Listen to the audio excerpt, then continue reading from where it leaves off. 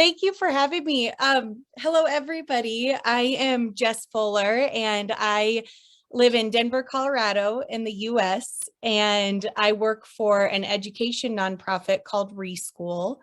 Um, I just want to take a second to say how grateful I am to be around all these incredible young innovators and to hear their stories and their inventions and the broader gift community. This is just a very cool community.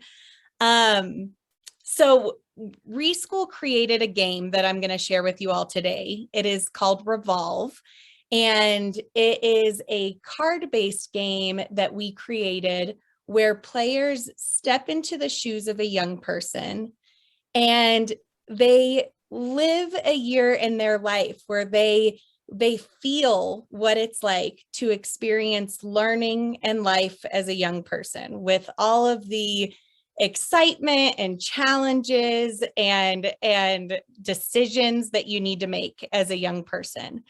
And as I was getting ready for this presentation, I was watching some of the videos from January's gift, and I was struck by the fact that all of these young inventors that you all have here over this day really personify something that we try and get across in the game. And that is that when young people are given the space to look into their interests, to explore their interests, to invent something around their interests and passions, there are these core skills that they build throughout that process that are transferable to life and the rest of their learning journey. And a lot of our work with ReVOLVE and ReSchool more generally is to make sure that that kind of opportunity is available to all young people. So with that, I'll share my screen and I'll kind of get you acquainted with ReVOLVE and then we'll go from there. Okay. I'm going to make this smaller. I got to move the screens a little. Okay. Everyone see that okay? Perfect. Perfect. I apologize. This first slide, I noticed just before I got on that the pictures ended up fuzzy. So I will update that when I get off of this. But just to orient you with the game pieces for ReVOLVE, I'm looking at the picture on the left first, and there's a stack of what we call persona cards, and that has the picture of the young people on them. And those cards have a little bit of information, the person's name, their living situation, their education situation, their age. And then there is the blue skinny kind of little card in the middle. Those are called goal cards. And so if you were playing this game, your persona would have a goal, start with a goal. And you would also have a challenge and an interest. And those are those circular cards on the right. The green circular card is the challenge card, and the purple circular card is an interest card. Then up at the top, there's a huge stack of what we call resource cards. And these are resources and opportunities and things that happen to the young person throughout the course of the year. I don't know if you see me, I'm putting quotes around the year because when you're playing this game, you're living a year in the life of the learner. And so when you receive these resources and opportunities, you're deciding as the young person that you are, whether you're going to take those opportunities or resources or not. And you're making your decision based on what's going on in your whole life, your interests, the challenges you're facing, your goal. And then we have these really fun cards on the top left, and those are called draw cards. Those get mixed into the resource card deck. And if you grab one, it could mean a few things. You could get an additional challenge card. You could get some more resources. You might be told to grab 3 more goal cards and decide whether you're going to change your goal, because that happens in life, right? We change our goals all the time. And then and then we have that little pamphlet, and that has ReSchool's learning framework in it. And I'll show you that here in a little bit.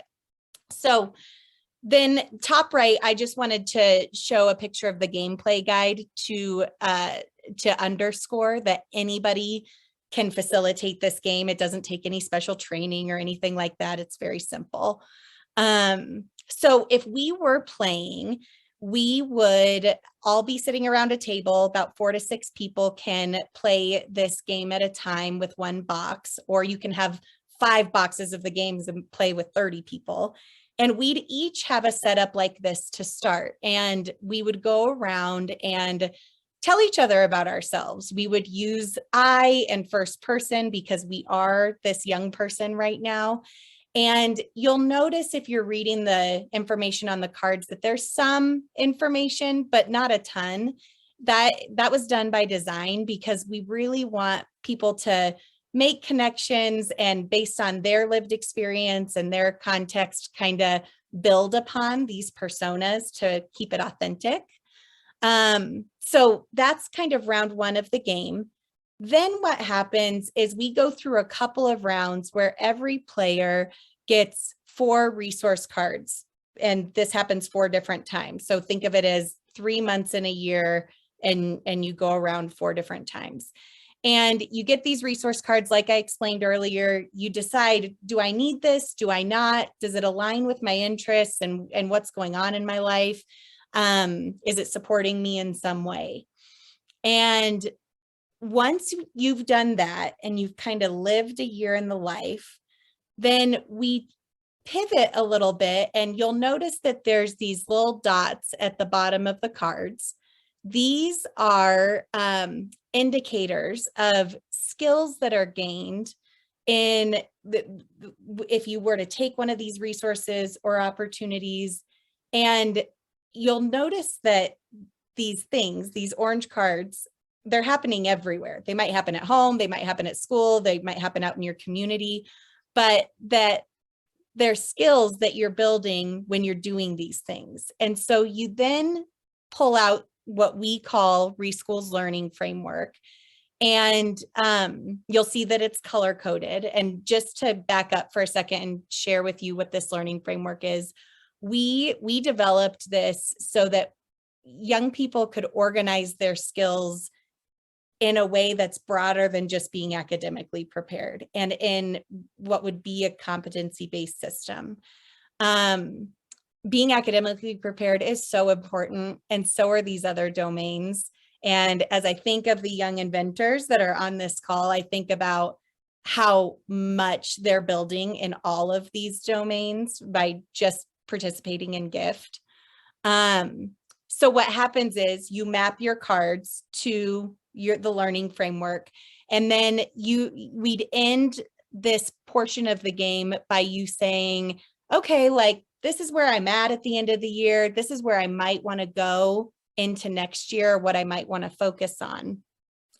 After this happens, we kind of come outside of our personas back into our own selves, and we start to talk about the experience. How did it feel to be a young person? And how do our systems of learning support what it feels like to navigate learning in today's world? This is close to the end here, and then I'll stop sharing my screen, but I just wanted to share how broadly this game can be used. Students, teachers, parents have used it as a way to articulate their own interests and passions, to identify opportunities in their life. And they've also used it as a kind of a platform to talk about their thoughts about the education system. And then it's been a really good tool too to have for people who impact education, but maybe don't have the privilege to be with young people a lot. So they don't have a lot of proximity to young people, but they're policymakers or they're funders, or they have a job in a state department or something like that, where they aren't with young people a lot, but their decisions are impacting young people's learning experience. So can really be used lots of different ways. And that's ReVOLVE. Thank you very much, Jessica. I'm a teacher myself in Spain. I work in the University of Valencia. And I think the way we educate changes throughout the time. But there is one thing that is always important, and it's motivation. And if we want to have people motivated, like it is crucial to be in their shoes. And as I grow older, the gap between my students and myself is bigger, and things that used to motivate me maybe are not the same that motivate them. So whenever every academic year is done, I always do a little bit of self-critique to see how can I improve my teaching. And I think this game could help me a lot to see how I could make their experience better and get them to learn more. I guess one of the implementations of the game is for us teachers to play, right? Yeah, I mean, one of my favorite things about this game is that it truly is different every time you play it. So you could play it with with your colleagues, you and your other teachers. Okay. You could do it with parents and young people with you, and it'll be a totally different conversation because there's different people at the table. And once you shuffle the cards, you'll get different cards each time too. So it's bringing probably different things up for you each time. And then, I think a lot about bringing other community partners in, because we put so much pressure on our teachers and our schools to be everything to our young people and to everything to their learning. And we have to broaden that load a bit, because you play such an important role, and they're community partners and out of school providers that they're with during the summer, and others that we can fold into this, because learning really does happen everywhere. Yes.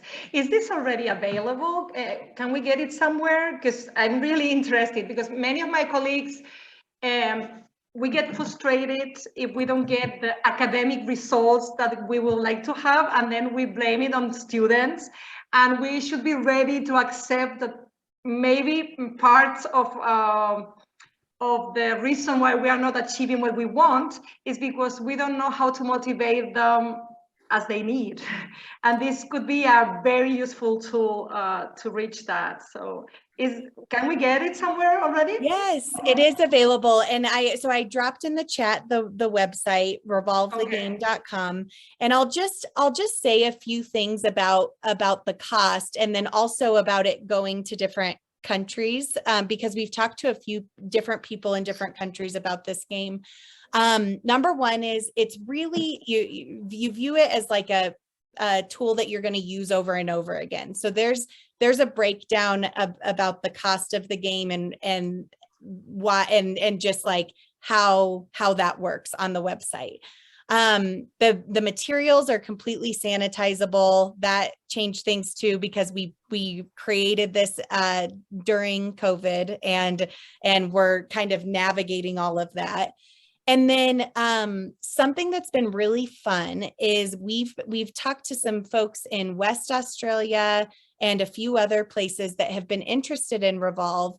And what they did was they bought a copy, and then we had some conversations about, hey, this was built in the US. Is it going to translate to our culture, our community, our context? And so they tried it, and they said, you know what? For the most part, it works great. Okay. And I think that's because we aren't overly prescriptive in the game. We give enough space for people to bring in their experiences and context. But something we have talked about is if there are a couple of cards in there that are kind of things that happen in the US, like joining ROTC, but it doesn't happen in Spain, we could create a booster pack that adjusts for whatever culture we were talking about. So you made a point there, because I think it would be rather a problem of the culture rather than the language. because I mean, although many of the things would be also useful in other countries, but an adaptation would be great, yes. And one other thing that you mentioned is that in so many educational systems, they focus, or we focus so much on academical goals or contents, and there are so many other skills that are far more, or at least as important as academical skills, as it's shown in these innovation trips. Like the kids here that can speak in public and have social skills and people skills. And I think that should be more fostered or promoted, at least in Spain. I don't know in other countries. And you addressed this topic also in your game. So I wanted to congratulate you again, because I think it's amazing, really. Thank you. Yes, I put the, you put it in chat, but I also put it on YouTube. I placed it up on YouTube, but I don't know if people are going to be able to see what I put in YouTube. So why don't we just say real slowly, it's www.resolve the game, all one word, dot what? .com. Yep. So Oh. www.revolve, R-E-V as in Victor, O-L-V as in Victor, E, thegame.com. Great, great. That's for people who, you know, are just watching this, because this recording is going to be going up on YouTube, and I want people to do that. I was astonished by the detail in this. I mean, from the little dots and all the words and all that stuff. How many iterations did you have to go through before you've ended up with something you think that actually works well?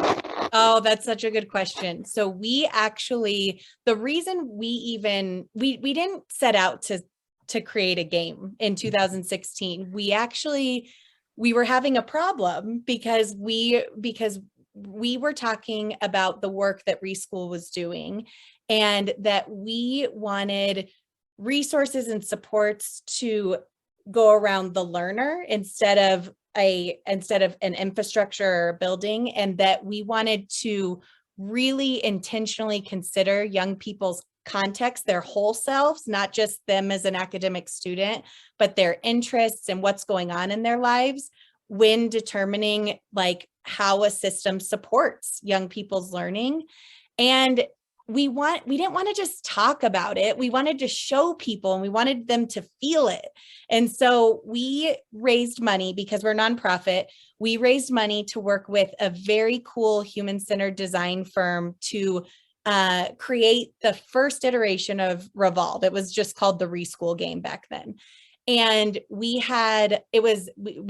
printed a couple games. We made it available for free to print on our website, and people played it over a couple of years. And then in 2019, we asked everybody, hey, would you want us to level up and get this a little bit more product ready?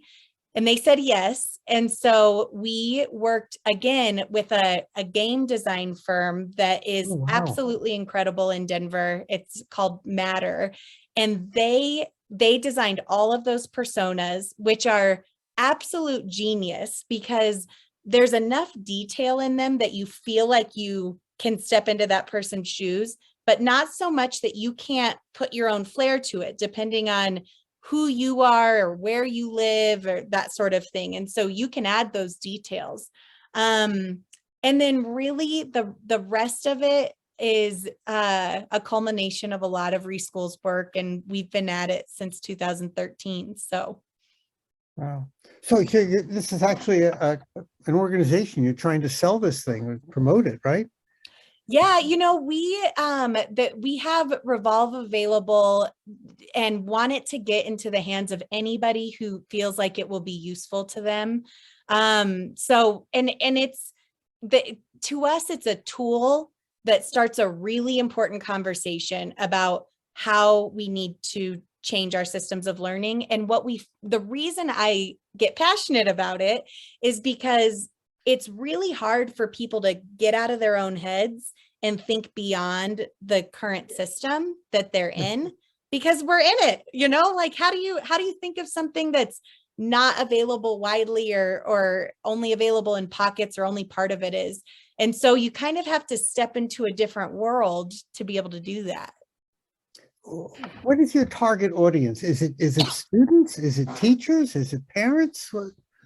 I mean, if you ask me, I can give you a reason for everybody that you just named and more to play it. So I think that it has been so fun when young people are around the table playing this game because they get it so fast. And it seems to give young people this platform to really talk about what they think about education and what they think about their own interests. And so it's a way for teachers and parents to talk to young people about that sort of thing. Before I worked at ReSchool, I worked at State Department of Education, and I you know, there's a lot of people in education, including myself, that aren't with young people all the time. I'm not a teacher.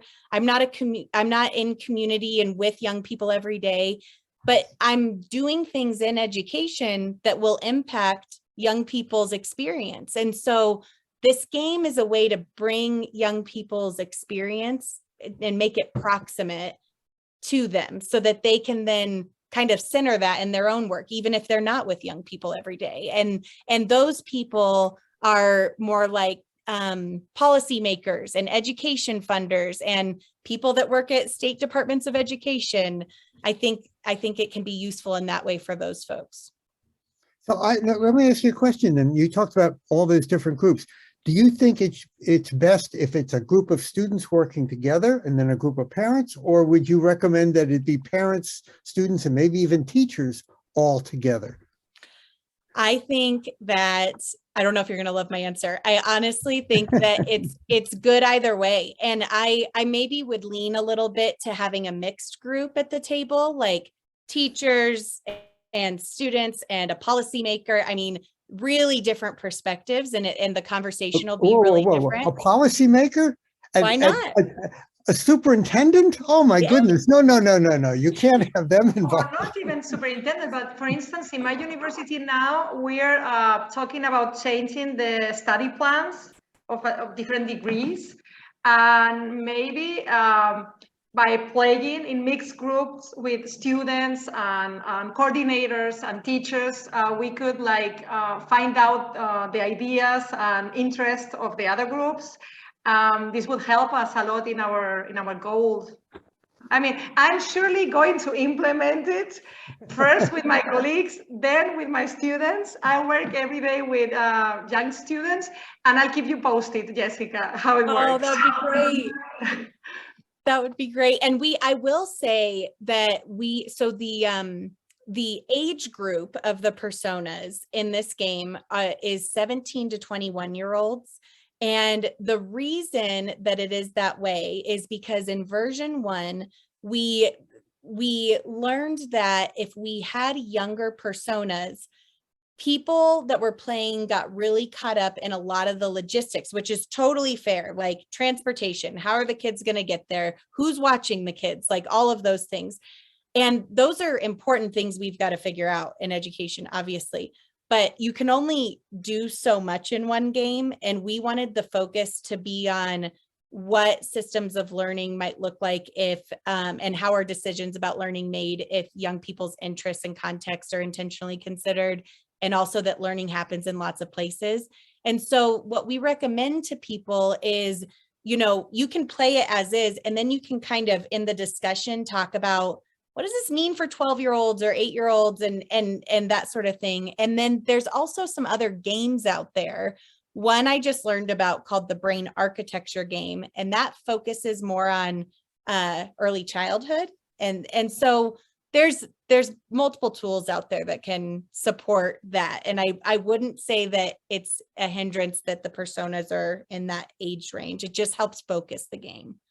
Okay. And also, if they are aware that that you take into account their opinion or their ideas while making the study plans or while designing the contents of the different subjects, they're more motivated. just by knowing that you're taking into account how they feel or what their interests are or what they are eager to learn. So that's a point too. Yeah, I mean, young people are no different than us, right? It's really nice to have the buy-in and the chance to share, because I think sometimes in our systems of learning, I certainly remember, walking into school and it's kind of like show up and do your work, and there might be a whole lot of other stuff going on, and there might be an interest that could really spark something in me. And so I think the point is, though, that there was no agenda when we created this, right? Whenever some magic happens, when you just get in and play the game, and then you walk away with like a new idea, whether you're a classroom teacher or a policymaker, Jake, or something like that. I am not a superintendent. I am not a policymaker, so that you're not offending me. How are you marketing this? For example, I live in Connecticut, and in Connecticut, there's an association of superintendents. There's an association of PTOs and PTA meeting groups. Have you just written to them and said, hey, here's a great idea? Well, so we in 2020, we ran a Kickstarter, and that's why we have an inventory of the game, because we were successful in that Kickstarter, and that drummed up some excitement about the tool. And then, COVID has been hard and weird, and people weren't gathering in person, and this was developed to do in person. And so we had a lot of people in the education space that we thought would be interested in this, and we were reaching out to them.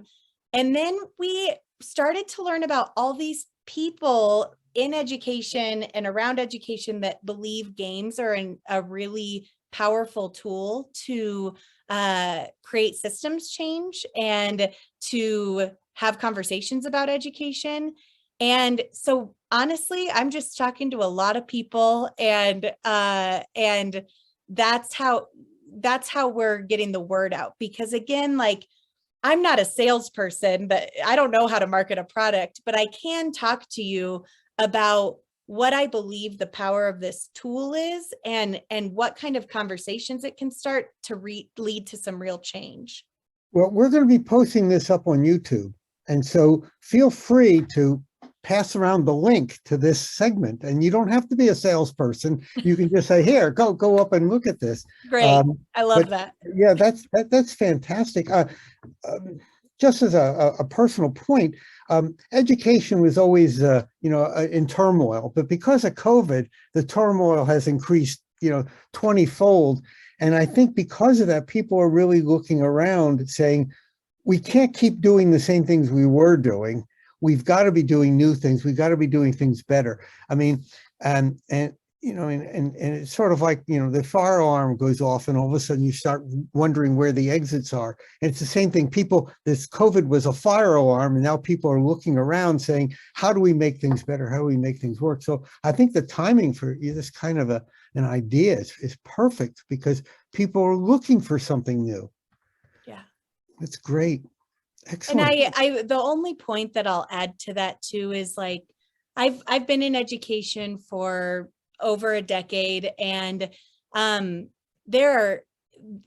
is just filled with incredible people that want to support young people.